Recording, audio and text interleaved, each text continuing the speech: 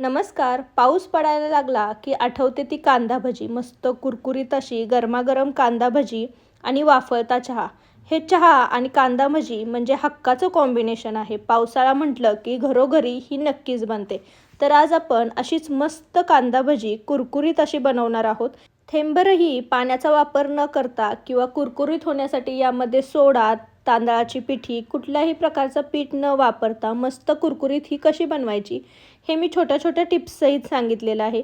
अगदी सोपी आहे. पहिल्या प्रयत्नातच मस्त कुरकुरीत अशी ही कांदा भजी बनते आणि ही बनवल्यास नक्कीच फस्त होईल याची गॅरंटी मी देते. तर चला तर मग वेळ न घालवता रेसिपी पूर्ण बघा, कारण छोट्या-छोट्या टिप्स मी रेसिपीमध्ये शेअर केलेल्या आहेत.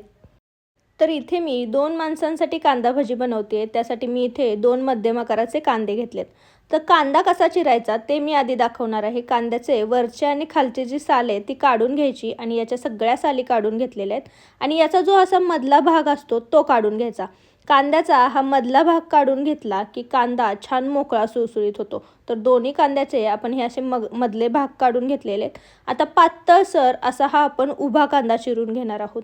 आपण छान अशी खेकडा भजी टाईप भजी बनवणार आहोत, त्यामुळे कांदा छान पातळसर बनवून घ्यायचा.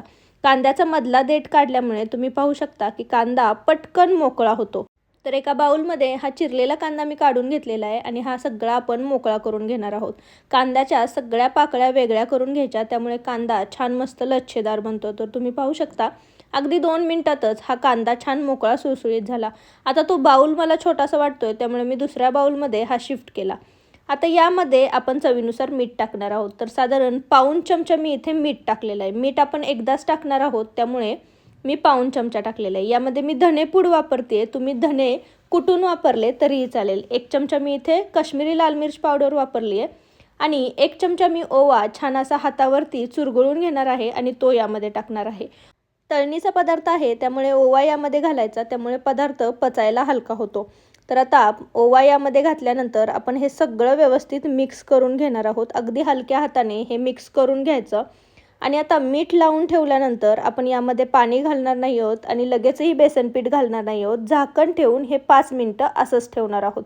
5 मिनिटापेक्षा जास्त ठेवणार नाही आहोत, कारण 5 मिनिटापेक्षा जास्त ठेवलं तर याला जास्त पाणी सुटतं आणि मग यामध्ये जास्त बेसन पीठ वापरल्यामुळे याची चव बिघडते. तर 5 मिनिटच आपण ठेवलेलं आहे. तुम्ही पाहू शकता की हे छान ओलसर झालेलं आहे, याला छान पाणी सुटलेलं आहे. तर आता यामध्ये आपण बेसन पीठ घालणार आहोत. तर पहिल्यांदा मी पोहे खायच्या चमच्याने 3 चमचेच बेसन पीठ घालणार आहे. आपण अगदी कांद्याला चिटकेल एवढंच बेसन पीठ वापरणार आहोत. आपण जास्त बेसन पिठाचा वापर करणार नाही आहोत. पाणी न घालता हे व्यवस्थित असंच कांद्यामध्ये मिक्स करायचं. कांद्याला छान मिठामुळे पाणी सुटलेलं असतं, त्यामुळे हे बेसन पीठ व्यवस्थित त्याला कोट होतं.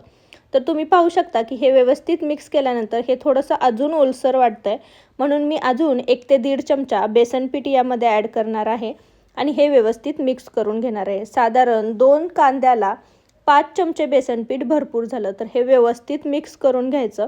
बेसन पीठ खालच्या साईडला थोडंसं कोरडं राहतं, त्यामुळे ते खालच्या साईडने व्यवस्थित मिक्स करून घ्यायचं, नाहीतर ते भांड्याला चिटकून राहतं. तर तुम्ही पाहू शकता की कांद्याला बेसन पीठ छान चिटकलेलं आहे आणि आपण जास्त बेसन पिठाचा वापरही केलेला नाही आहे. तर आता यामध्ये कुरकुरीतपणा यावा म्हणून मी गरम केलेलं तेल 1 चमचा यामध्ये घातलेलं आहे. कांदा भजी जी तळायसाठी आपण तेल ठेवतो त्यातलं 1 चमचा तेल यामध्ये घालायचं आणि हे व्यवस्थित मिक्स करायचं.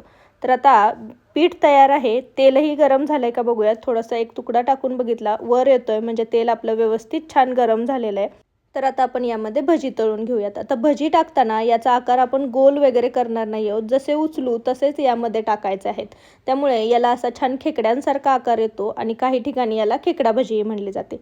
तर आता जेवढी तुमच्या कढईमध्ये बसतील तेवढ्याच भजी यामध्ये टाकून घ्यायच्या. याला मी कसलाही आकार दिलेला नाही आहे. 1-2 मिनटं अशाच या तेलामध्ये ठेवायच्या. 2-3 मिनटं याला छान आतल्या बाजूनी ह्या थोड्याशा क्रिस्पीसर झाल्या की मग आपण कडेनी फक्त झाऱ्या हलवत या पलटून घेणार आहोत. तर तुम्ही पाहू शकता की पलटल्यानंतर याचा जो खालचा भाग होता तो छान क्रिस्पीसर झालेला आहे आणि दोन्ही बाजूंनी आपण या छान कुरकुरीत अशाच तळून घेणार आहोत. तर याला छान गोल्डन ब्राऊन रंग यायला लागलेला आहे. कांदा थोडासा तळायला वेळ लागत नाही, त्यामुळे कांदा तळला गेला की आपली भजी छान तयार झाली आहे हे लक्षात येतं. तर याला छान असा गोल्डन ब्राऊन रंग आलेला आहे. तर आता आपण भजी ही काढून घेणार आहोत. तेलातून ही व्यवस्थित निथळून घ्यायची आणि ही एका प्लेटमध्ये काढून घ्यायची. तर तुम्ही पाहू शकता की किती सुंदर दिसत आहेत, छान याला रंग आलेला आहे. तर आपण अशाच सगळ्या भजी तळून घेणार आहोत. मी ऑलरेडी तळून घेतलेल्या होत्या. यामध्ये ह्या आपण घालून घेणार आहोत. ह्या छान कुरकुरीत झालेल्या आहेत. मी तुम्हाला याचा आवाजही ऐकवते. तुम्ही पाहू शकता की किती सुंदर कुरकुरीत झालेल्या आहेत आणि ह्या अजिबातही तेलकट होत नाहीत. मी तोडून दाखवते. हातालाही अजिबात तेल लागत नाही. मस्त कुरकुरीत अशा ह्या झटपट कांदा भजी तयार झालेल्या आहेत. जास्त कोणत्याही गोष्टींचा आपण वापर केलेला नाही आहे, तरीही मस्त कुरकुरीत अशा ह्या तयार होतात. छोट्या छोट्या टिप्स ज्या सांगितलेल्या आहेत त्या नीट वापरल्या तर ही कुरकुरीत अशी कांदा भजी तुम्हीही बनवू शकता.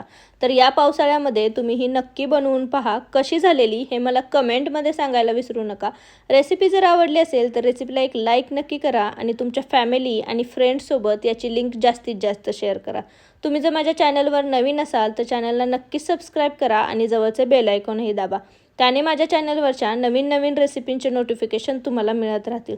तर पुन्हा भेटू अशीच एक झटपट बनणारी रेसिपी घेऊन. मस्त पावसाळ्यातल्या मान्सून स्पेशल रेसिपीज आणि आखाड स्पेशल रेसिपीज मी टाकणार आहे. तर स्टे ट्यून. थँक्यू.